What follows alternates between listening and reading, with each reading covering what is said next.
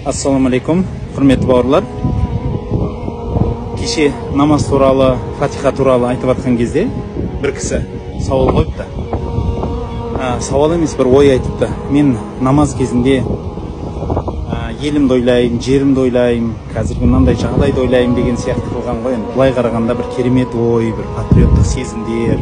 Әйтсе де Ихия Улумуддин кітабында соның жалғасында соған жауап тұр. İmam Abu Darda'dan kelген сөз бар. Abu Darda'dan. Намаз кезінде нені ойлайсың сен? Дүниені ойлайсың ба деп сұрақ қойыпты бір кісі.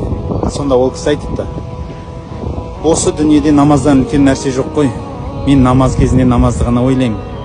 Дүниені емес депті. Abu Darda деген сахаба айтады. Сол үшін болса керек, пайғамбарымыз саллаллаху алейхи ва саллям тамақ ішкің кеп тұрса, зәрқыштанып тұрса, немесе сондай бір қажеттілігің болып тұрса, соны бірінші өтеп ал. Сосын барып намазға кіресің деген екен. Яғни қандай қажеттілік болса да, басқа болса да, намаздың сыртында қалдырып, дүние туралы нәрсені. Намазда тек намазды ойлау, намазда тек Алланы ойлау туралы ойланған жақсырақ болады. Оған себеп болатын, немесе жәрдем беретін дүниелердің бірі умраға барыңыз. Менің кеңесім, сөйтіп ана Кағбаны қарап жүріп айналыңызшы. Міндетті түрде астында айналу керек жоқ. Сол үстіңгі қабаттарда айналып көрсеңіз, сол айналып жүргенде зікір айтып, қайта-қайта қарап, сол бір сезімді іздеп көріңіз.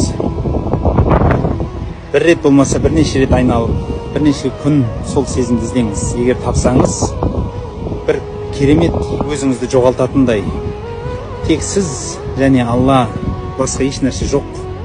Бүкіл дүйім жұрттың шуын естімейтіндей халді табасыз.